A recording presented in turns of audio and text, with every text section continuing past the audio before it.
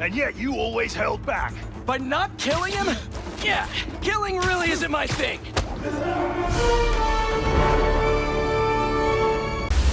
When it comes to PlayStation games, I think it's safe to say they've got a pretty damn impressive exclusive lineup with God of War, The Last of Us, the Horizon series, but there are only two games really that I'm overly interested. Days Gone, which yes, a remaster has been announced, and yes, don't worry, I will take a look at that when it releases, but I was also really impressed with the 2018 release of Spider-Man.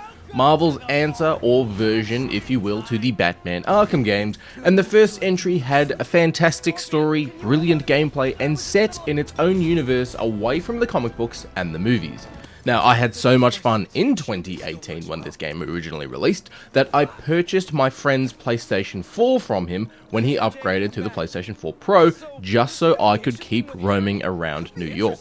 He really needs a girlfriend. So, when Spider-Man 2 was announced, I won't lie, I was heavily tempted to purchase a PlayStation 5 just so I could play Spider-Man 2. But purchasing a console that I would only use legitimately for one game seemed like a bit of a waste. And yeah, I did that for Spider-Man in 2018, it was legit a Spider-Man machine though, it was nothing more and nothing less. Instead though, I decided to wait for the inevitable PC release, and well, it's finally here. And while there are some technical issues here and there,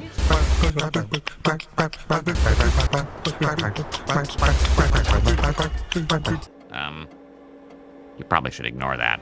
and I didn't overly have a problem with that, it is a pretty damn fun game. Now the story here follows on 1 year after the end of Spider-Man Miles Morales, a Spider-Man game that I'll admit I didn't play because it seemed like it should have been a DLC rather than a full price release game, but this entry does start off with Peter Parker as a teacher for both Miles Morales as a Spider-Man, but also in an actual school. And the opening hour of gameplay does knock your socks off a bit as you'll be taking on Sandman, who is destroying and attacking a fair bit of the city, and the game introduces you to the mechanics of swinging around the city, how to attack, dodge, special attacks, and showing you the difference between Peter Parker and Miles Morales. As in this entry in the series, you will play as both of these characters. I'm seeing double here.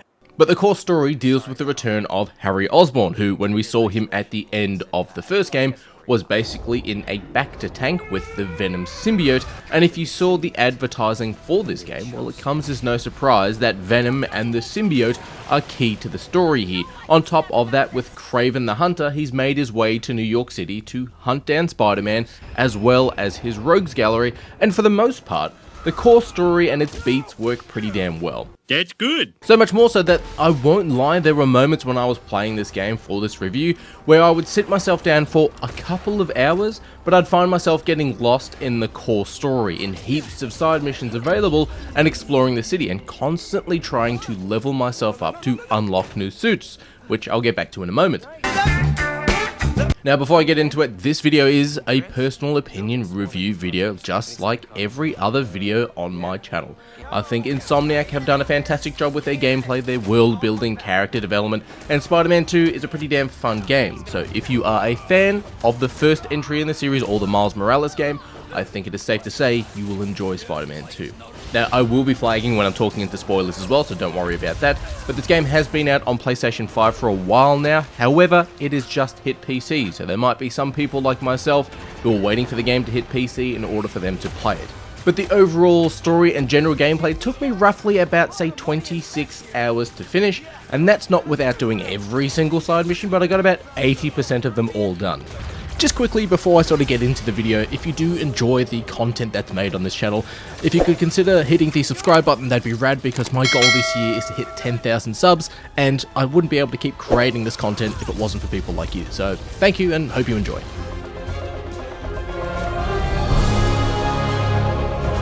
Now, what sets Spider-Man 2 apart from not only previous entries in the series before it, but other superhero games, is the ability to seamlessly play as both Miles and Peter, taking a page from, say, Grand Theft Auto 5, where you either open up the Spider-Man app in your phone and you instantly swap to Peter or Miles, and you do this for not only certain missions, but also if you just want to free roam around the city, and most side missions can be played with your preferred hero.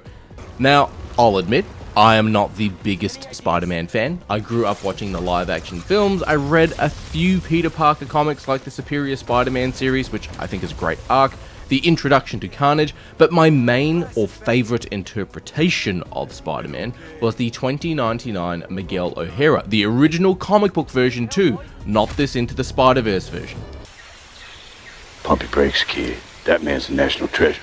But my first introduction to Miles Morales was the Spider-Man game in 2018, and then that Into the Spider-Verse film. And I'd completely forgotten that he has different abilities compared to Peter Parker's Spider-Man, and the general combat and flow of gameplay is different depending on what Spider-Man you're playing as. And I'll stop myself from constantly saying Spider-Man, just so you know which one I'm talking to. I will simply just say Peter and Miles. Peter is, well, the traditional Spider-Man. His special abilities are all based around his suit and to somewhat extent with what's happening in the story. Now, Peter starts off with his somewhat iconic red and blue suit with the white elements that was introduced in 2018, but it is a little bit different here compared to the 2018 version, but he has incorporated those mechanical limbs into his suit, and it works pretty damn well. We'll have a series of special abilities with these limbs, like a quick attack where he cyclones straight towards an enemy, he deals damage to targets in front of him, he can shoot little electrical balls, or he can pick up and kick opponents into the air using these limbs. Now, I don't think it's a spoiler, seeing it was all over the trailers, the marketing and preview footage, and hell, even physical copies of this game, but Venom makes an appearance in the game, and during, say, the end of the first act and then into the third act, Peter does get his iconic black suit, which changes up his special abilities, but generally keeping the gameplay the same. Now, rather than using the mechanical limbs, Peter will just swap that out for symbiote-based abilities that somewhat do the same attacks, but it's got this fluid tentacle motion, if you will. Miles, on the other hand, as a complete surprise to me, seeing as I didn't play his standalone game, but he's got electrical powers, and while his attacks are actually pretty cool, it sort of physically changes what Miles' character model looks like, sort of giving us this X-ray electrical vibe to it. Now, Miles has like a force lightning ability, he has an area of effect where he can slam down to the ground, he has a sort of a ultimate overcharge style mode, if you will. It does come in handy when you are surrounded, but honestly, I kind of barely use this. Now, Miles also has different options when it comes to stealth, because he can make himself invisible, making it a bit easier to sneak around and avoid detection from enemies, and I'll come back to this a little bit later on, but it's also something that's, say, borrowed from the Arkham series, is all of the combat in this game. I had to step up, and I had to guide you, and counsel you, and hold you. Well, I feel like I'm your daddy. You've got a simple attack button, you've got a dodge button, you've got a web swing style ability, like generally yanking enemies towards yourself or up into the air, and when you've upgraded this, you can sort of jump into the air, pull enemies towards you, and then keep fighting in the air. But the combat is essentially copy and paste from the Arkham games, but instead of the fluid, grounded style of combat, where Batman will counter, and will use his, general fighting form to fight off enemies, both Miles and Peter will deal damage, but rather than, say, countering attacks, they'll simply dodge them, and if you dodge it at the right time, he can stun them, giving you a bit of a breathing room. There is a block and parry system, which does come in handy when you're facing off against larger enemies and some bosses, but I found myself more so using the dodge rather than the parry. But outside of the combat, there is a Predator-style stealth system of combat, which again is pulled from the Arkham series, because it's called the Predator series, or the Predator combat style, because that's what it's called in Arkham. But this is where Miles and Peter are sitting above enemies, say in the ceiling or on top of streetlights, and you'll have the option to quietly take out enemies with stealth takedowns rather than going in loud. And while basically all of the combat and stealth mechanics are pulled from the Batman games, they also work really damn well as a Spider-Man game. Because Spider-Man hiding and quietly taking out enemies and cocooning them in webs or sticking them to the ceilings works just as well as Batman knocking out enemies and hanging them from gargoyles. Batman being basically the best at hand-to-hand combat works just as well because Spider-Man has the spider sense, so they can dodge attacks in the combat as well. The main difference between Batman and Spider-Man in regards to its combat mechanics is both Miles and Peter have the ability, option, whatever you want to call it, but they can knock enemies up into the air and then keep them in the air. And when you're playing as Spider-Man, that's kind of what you want. It sort of feels natural. And the new combat abilities that you learn too, like the option to push enemies higher into the air, making it a bit easier to keep them sort of off the ground, is kinda cool. And after a while of doing this, your enemies will start to notice that, hey, you're keeping the goons in the air, and after a little while, some of Kraven's hunters will learn that you're doing this, and they'll fire air nets to sort of bring you down or to keep you from getting vertical, which I thought was kinda cool. Of course, Stu. That is cool. But speaking of new combat abilities, each hero too has a dedicated and shared skill tree, so you can upgrade Peter or Miles in their dedicated moves, but they also have shared skills like traversal or yanking enemies with their web. Like for example, there's a ability in traversal to have Miles use his electrical abilities to rush himself forward while he's web swinging, and you can use that to say close the distance on a target or just make traversal a bit more quicker.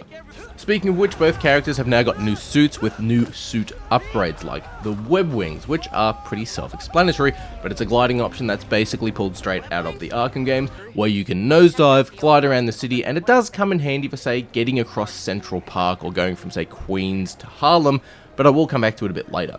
But both Peter and Miles feel unique in their combat perspective, and even their quirks and character movements in traversal are rather unique and fun too, because Peter has more of that iconic Spider-Man posing and movement, kind of like what you see in the comics, where Miles has this free-flowing and sort of fun movement like unique dive bombs and swinging backwards.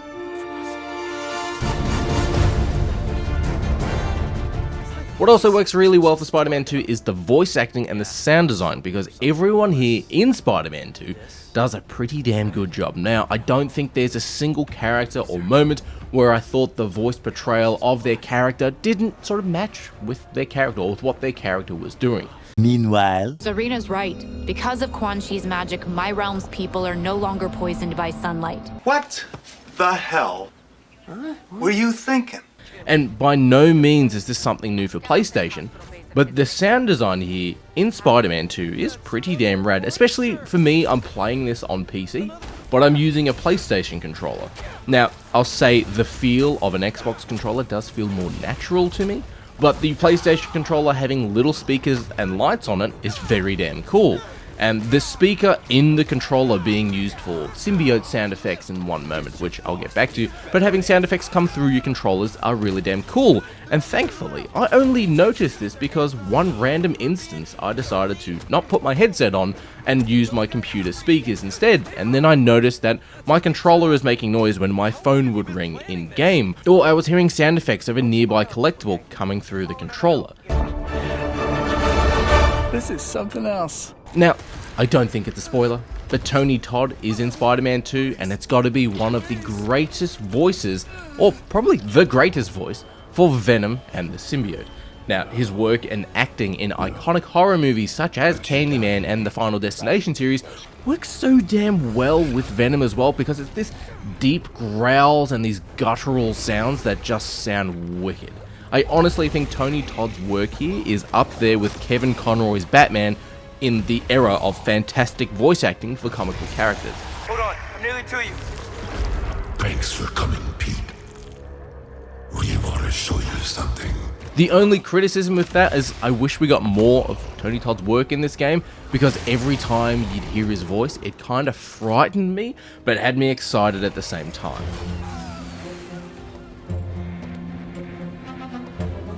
But the sound design works hand in hand with the character design, the graphics, and the attention to detail in the game. Now, from the small things like seeing sand and dirt on both Peter and Miles' costume when you're facing off against Sandman, to physical damage on the suit after doing side missions, or fighting some goons, or just swinging through the city, it's pretty damn impressive. Pretty clever. That's actually kinda one of the rad things too, as just like the first game, you can change outfits for either Miles or Peter, and the different outfits you pick, they'll still take damage and wear down. Like for one mission during the third act, basically Peter is trapped under a train, he catches fire, and I was not wearing the standard suit of the game. I instead was wearing this rad yet weird version of Spider-Man suit without any black webbing or trimming, and I really like the logo on the suit. I just wish it had that black webbing. But anyways, graphically, it kind of works, because he's caught under the train, he catches fire, and you actually see his suit rip, and I wasn't expecting that for a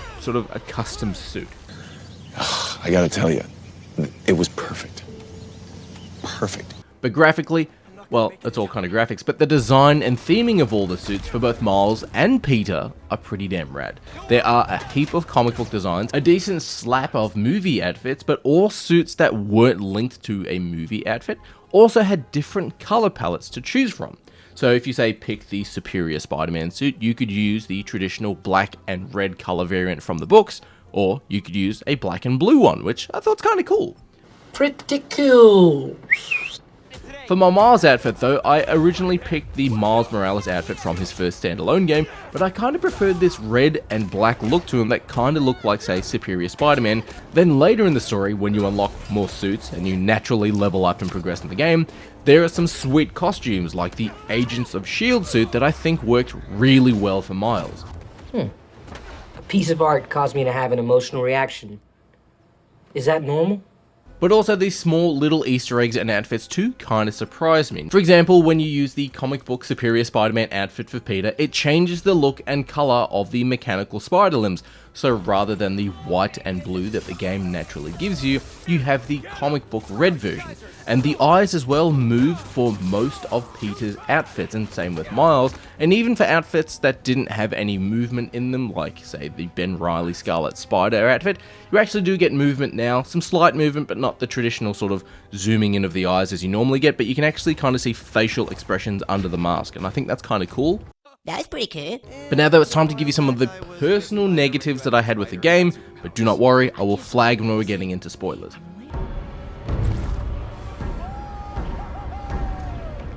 Spider-Man 2 introduces the Webwings for both Peter and Miles. Now, it is a gliding system to stretch out the traversal, and I felt like it kinda works and it kinda doesn't.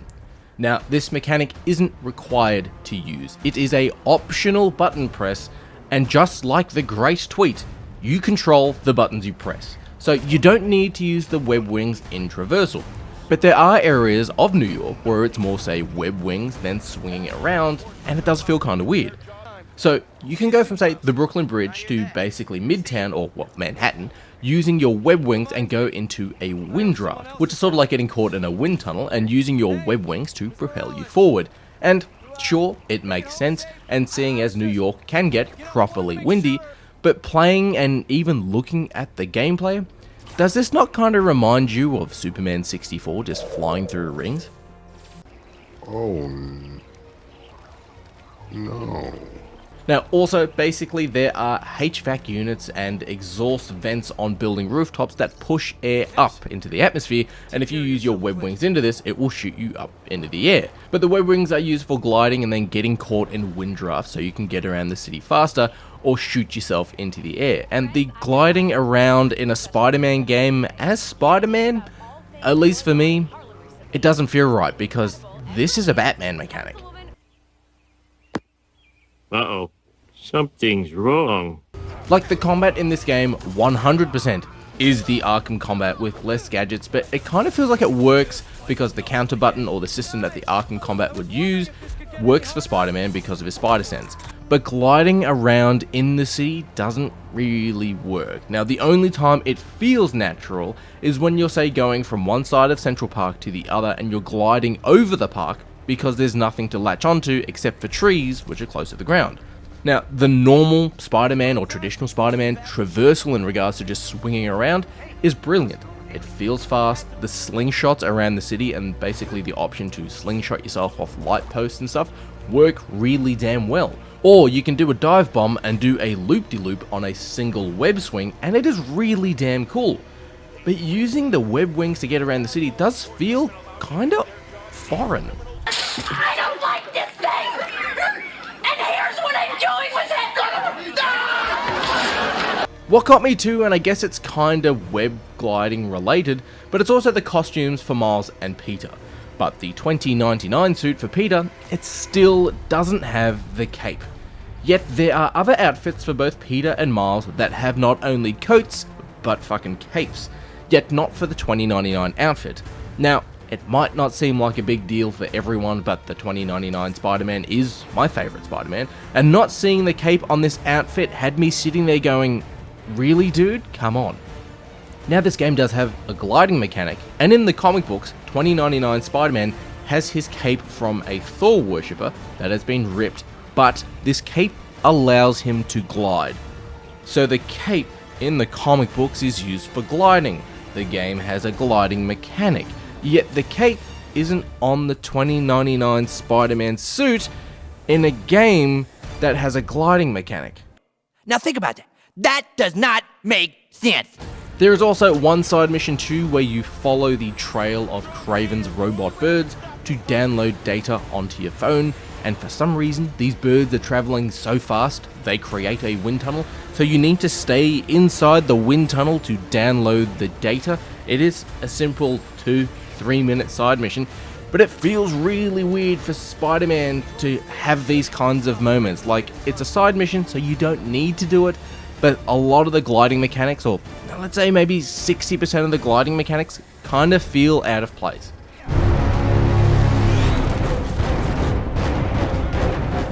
Now, speaking of side missions, there are a lot here in Spider-Man 2, and most of them are pretty damn good. Now, I won't go into spoilers yet, but I will flag when I am, don't worry. But side missions, or chains of side missions, start from, say, campaign progress. Mission variety are split up into sneaking or stealth ones that can be tackled loud if you prefer to do that, which is kind of cool because not everyone likes stealth.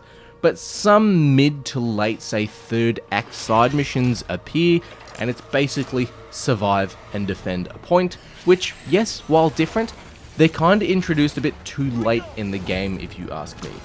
Like, for example, at the tail end of a campaign, I think developers would want the players to be completely focused on the events of the story, and the main story of Spider-Man 2, especially at that point, is pretty damn cool.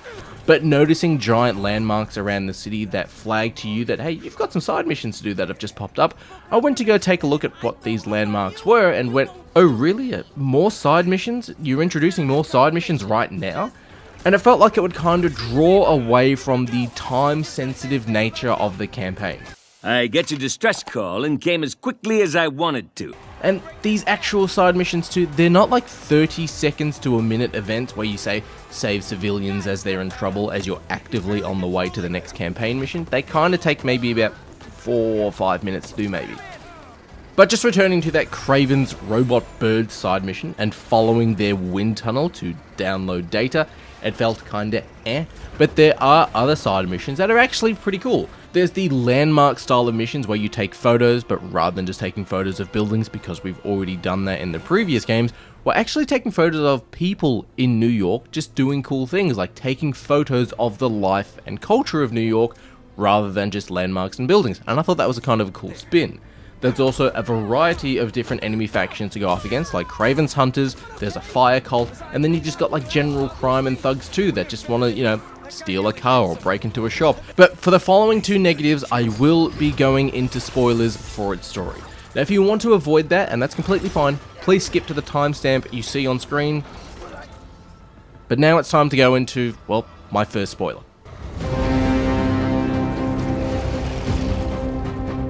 Now, before you jump the gun, Venom isn't a negative in this game, but more so how quickly he's used and his overall story arc.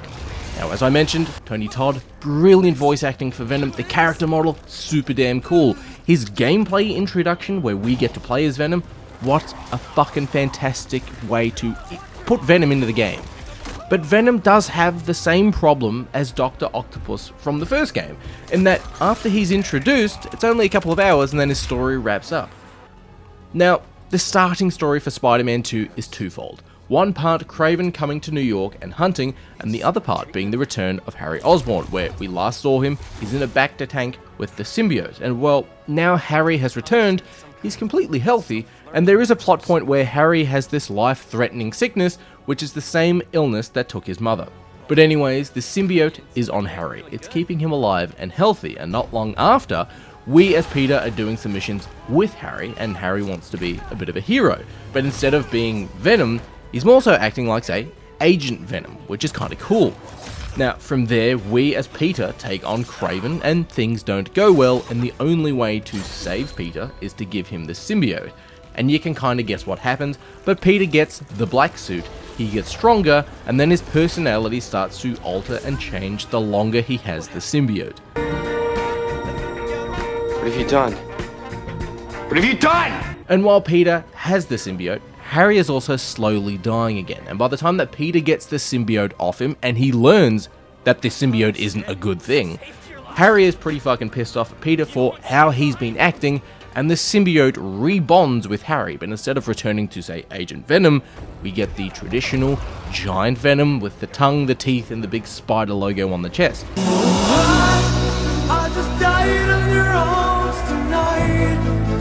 But I think it's safe to say, Venom has to be one of, if not the most popular Spider-Man villain and Marvel anti-hero.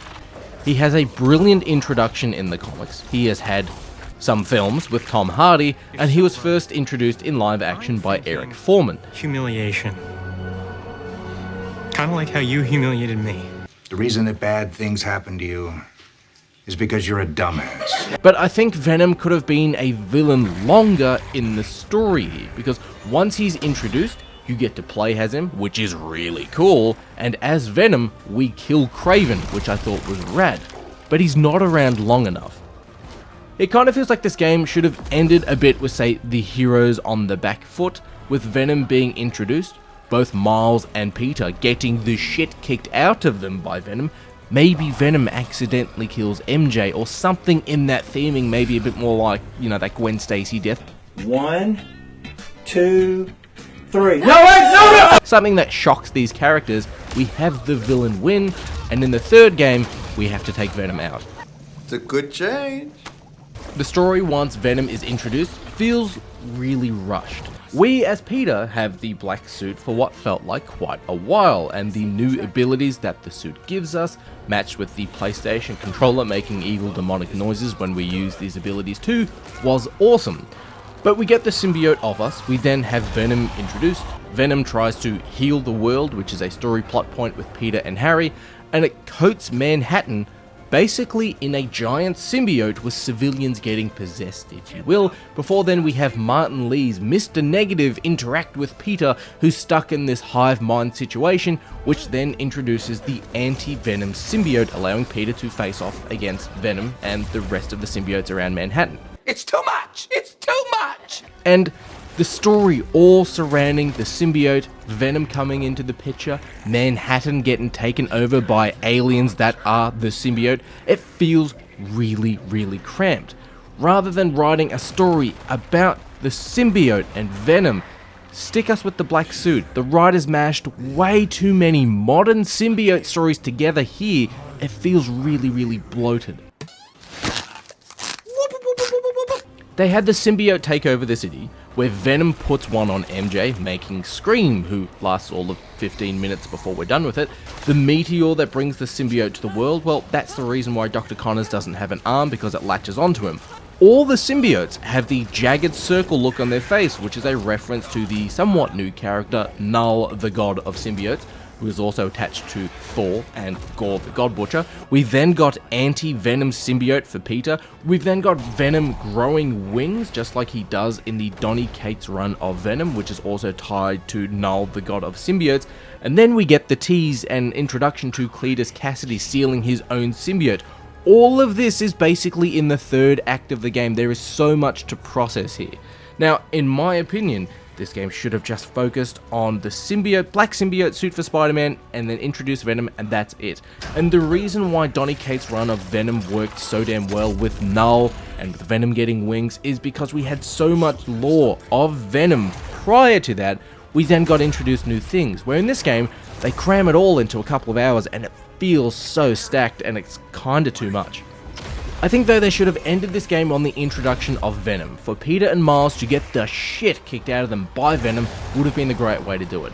Have something to Miles and Peter that is basically the heroes losing. Set up for the third entry in the game, so then you would have had fans excited to finish the story. Similar to how, say, God of War 3 or Gears of War 3, both fantastic series and final entries in their respective trilogies, was all about ending character arcs. You could have done a really, really cool Empire Strikes Back or The Hobbit Desolation of Smaug kind of tease ending with shit's about to go down, and then ended on that. MJ.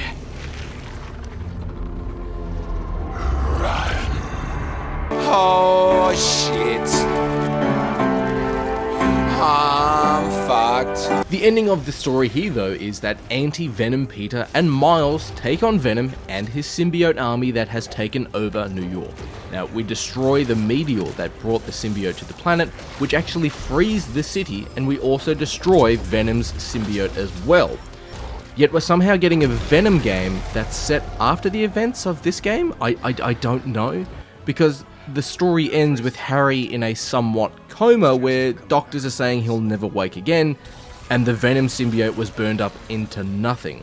The city is also made free of the symbiote, and when you return to free roaming, you will still see sort of those symbiote horde enemies running around, and there are symbiote side missions to do too. So are they not affected from the meteor being destroyed? Because you can't destroy a meteor that frees the city from Venom and his hive mind horde of symbiotes, and then still tease Carnage for a future entry or have a rumored Venom game. Like, if you're destroying the symbiote and everything it controls from its source, how are they not affected? Like, the rules don't make sense for what you're trying to do here. Does it make sense? No! But the game here wraps up at the end of its sort of story, at the end of the cutscenes, Norman getting the G serum ready, which I think is safe to say is something related to the Green Goblin, whether that's Norman turning into the Goblin or Harry. But we also have Norman Osborn visiting Otto on the raft, and Dr. Ock is saying he's writing the final chapter. So we might get a Goblin Doc Ock story in the third game, but when I saw this, I felt kinda like I didn't really care.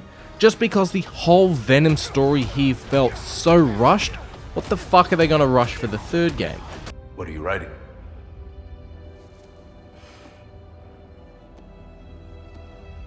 The final chapter.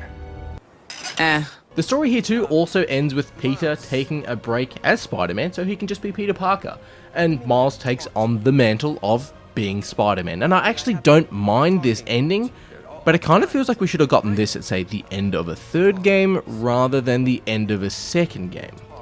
But having Venom being the opening villain for a third game, and then maybe after the first act or into the second act, we can then swap out to play as Peter, Miles, and maybe even Venom, just like how we can swap out between Peter and Miles in the second game. Give us 3 characters to control.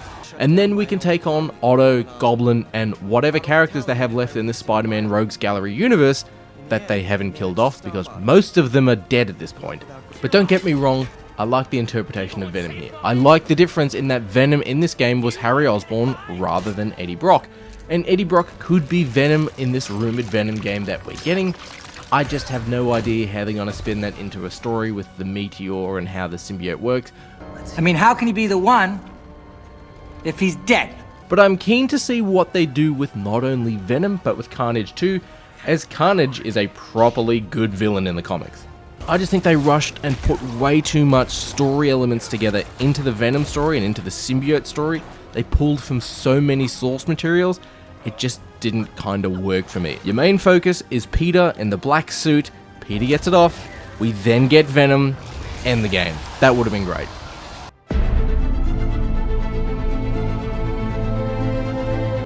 Now, if you saw my previous video review for the first entry in the series on PC, well, then you'll know I had some personal gripes in that entry with Insomniac showing us the world of New York City, or this Marvel world that they have set their games in, because it's already got Doctor Strange, it's got the Avengers, but then it's got other characters like Matt Murdock, Black Panther, and it's all still the same here in Spider-Man 2. Now, what do I mean though? Well, this entry, just like the last, is set in New York City. However, this game is substantially bigger than the first, giving us Queens and Brooklyn to explore, which is also really damn cool. But just by Central Park, we've got the unmissable and loud landmark that is Avengers Tower. Now in the first game, if you take a photo of the landmark, when you take a photo of it for the side mission, Peter will comment that the Avengers are on the West Coast, so they're not in New York. Avengers Tower is so cool, but they're never around to use it. I think they're probably somewhere on the West Coast right now. You've got the Sanctum Sanctorum that's south to the Flatiron Building, and for those of you who don't know, that is Doctor Strange's base of operations. The first game, this is a landmark, so there's no surprise that it's here in the second game. We've also got Nelson and Murdoch lawyers, we've got Rand Corporation, we've got the Wakandan Embassy, just like in the first game.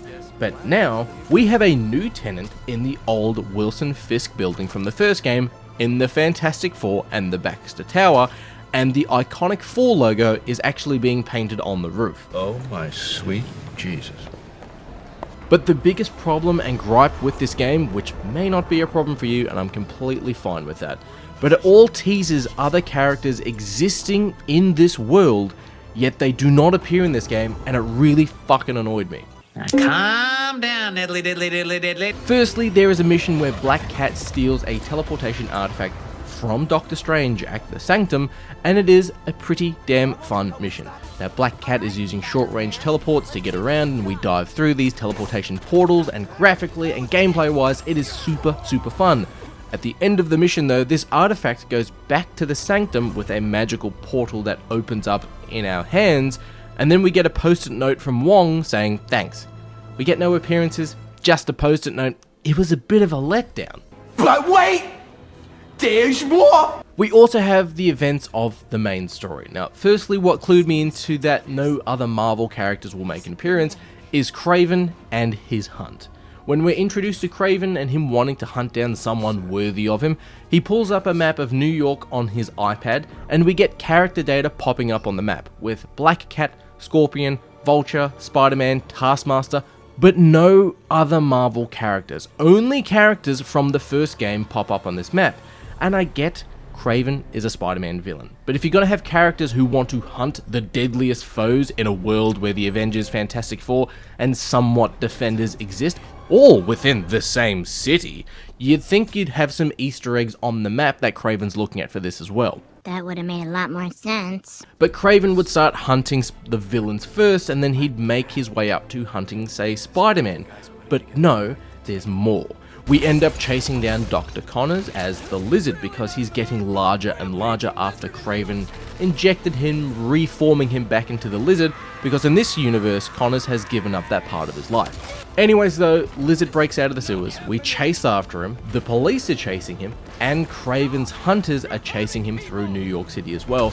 The Lizard makes a commotion and deals city property damage outside of the Baxter building, which, let's safely assume this is a newly formed Fantastic Four, seeing as they took over Fisk Tower and there is a half-finished 4 on the roof. So I want to say it's kind of safe to assume they've just gotten their powers, yeah? So if a giant lizard is running around outside of their building with the police, international hunters, and Spider-Man, I would think a character like the Human Torch wouldn't just sit there and do nothing. But it gets more bonkers, don't worry, because the Lizard chase ends right outside the Avengers building, and yeah, you can say the Avengers are on the West Coast in the first game, but surely someone is in that building, yeah? Like Hawkeye's in there, Vision's in there, Falcon, hell, something like Ant-Man could have been cool to just tease, like, imagine the Lizard is just running across the road and then we just hear a punching noise, you know, a little mark across the screen, and it's like, that's a tease for Ant-Man. Ant-Man just knocks out the Lizard. You know, that could be a bit of fun, but no, we get absolutely nothing. Diddly, they did their best, shoddily iddly iddly diddly. But just like the first game, where Manhattan gets coated in poison, New York has not one, but 2 large-scale events that seem cameo-worthy. Firstly, we got Sandman at the start of the game destroying the city, which would have been a good tease or show someone here, but as I mentioned earlier, the entire island of Manhattan gets converted and covered in a symbiote, with civilians getting possessed and captured. I think it's pretty fucking safe to say that's an Avengers level threat, yeah? Shit, have someone like Daredevil, Luke Cage, Punisher, someone in this game do something, because this, you know, it's Spider-Man, he's in New York. This isn't Batman and Gotham, where Gotham is Batman's city. This is a shared city with multiple heroes in it. We get fucking nothing. Gotta be nice, hostility diddly biddly diddly. Now, I kinda get not having characters like the Avengers, X-Men, Defenders appear in a movie tie-in game, because that game would be tied into a movie, they might not have the rights to do it, and that totally makes sense. But if you look at Spider-Man on PlayStation 1, the Ultimate Spider-Man game, Spider-Man Web of Shadows, so many other Spider-Man games, we have cameos galore. And Spider-Man is legit one of the only Marvel characters to have connections with the X-Men, the Avengers, the Fantastic Four, the Defenders, hell, even some of the darker characters like Ghost Rider, Punisher, Blade, and even Moon Knight. Spider-Man kinda knows everyone in the city. He is everyone's friend, if you will. Instead though, we get the introduction to Yuri becoming the hero of Wraith, and while her story and the Cult of Flame and Cletus Cassidy is cool, it felt kinda eh. It could have been really cool instead though to have story and structured side missions similar to Wraith, but with Daredevil, and we're doing missions in Hell's Kitchen against Wilson Fisk, who was pulling strings from prison. Maybe we could do some science and research missions with Mr. Fantastic, or just like in the Ultimate Spider-Man game before it, we could race Johnny Storm around New York. We could hunt down a mysterious assassin with Captain America, who turns out to be the Winter Soldier. All of these ideas are just coming off the top of my head, but no. But you see my point here? What also kind of bugged me too was the skins in the game for Miles. Like, the story has somewhat world-ending elements to the point where you could easily consider it to be a event book that Marvel would release, and we don't get a single cameo from any other hero besides some Easter eggs on some buildings. But we have a Black Panther and Wolverine-themed skin for Miles to wear, as well as the Agents of S.H.I.E.L.D. Miles as well, and these suits look fucking awesome. What's the point of the skins though? You're showing us the buildings that relate to these characters. You're having Lizard race through a city, or Symbiote take over a city where you should 100% even have a little cameo of Daredevil saving people on rooftops, or Iron Man dashing through the sky. And you're then just giving us skins and Easter eggs for references of characters that exist in this universe. You have to ask yourself, what does this have to do with this case? Nothing. As you can tell though, I'm getting annoyed and I'm getting heated by this, but this was my issue in the first game. But in the first game, we had a reason as to why the Avengers weren't around. But in Spider-Man 2, there are no explanations as to why no other heroes are around, and on top of that too, it gives us the Fantastic Four building and the Black Panther, Wolverine and Agents of S.H.I.E.L.D. skin for Miles. It doubles down on the Easter eggs, but it gives us no explanation as to why no one else is around. It doesn't make sense. Again, New York is a shared city. New York isn't just Spider-Man City. Now, I get it is a Spider-Man game, and having other characters in this game might detract away from it being a Spider-Man based game. But, like I said in previous Spider-Man games, we just had simple cameos that just worked really well. And Insomniac are doing other games set in their Marvel universe, with Wolverine up next, and we've got also a Venom game coming as well. So why not show off these characters and tease them a little bit to get your audience excited for what's coming next? Okay, we're out of spoilers now, and besides some of my personal issues that I had in the spoiler element section of this sort of video with its story and its world, I did really enjoy my time playing Spider-Man 2. Is it a sequel though that is better than the first? I don't think so, but is it just as good? Yeah, but it's not like the next step when you go from, say, Arkham Asylum to Arkham City. However, it is still a really, really damn good game. And I'm kinda happy that I waited for it to release on PC rather than buying a PlayStation 5 when this launched. The Mary Jane missions do return here, but they're not as slow or dull, and they're kind of a bit silly, but they do have elements in their level design with its atmosphere and its graphics and so on and so forth that is kind of really cool here, I will admit. The story missions around the end of Act 1 and Act 2 are some great character development moments where you just get to sort of have fun as Peter or Miles before pulling down the mask and becoming Spider-Man, and it's actually kind of really refreshing. Traversal, super fun. Combat, it's exactly the same for the first game, and if it ain't broke, don't fix it. The graphics, sound design, its overall general story, pretty damn solid, if not a little bit overcrowded maybe, but the mechanics of swapping between the two completely different versions of Spider-Man with Peter and Miles was really damn impressive and completely seamless. It was really damn cool to do it. But all in all, it is a great sequel from Insomniac. However, I am curious what we will get in 2 to 3 years' time with their Wolverine game, with this rumoured Venom game as well, and what we will get with Spider-Man 3, but whatever Insomniac do in their world or in their universe next, I will be keen to check it out, whether it is on PC, or if I do eventually bite the bullet and get myself a PlayStation.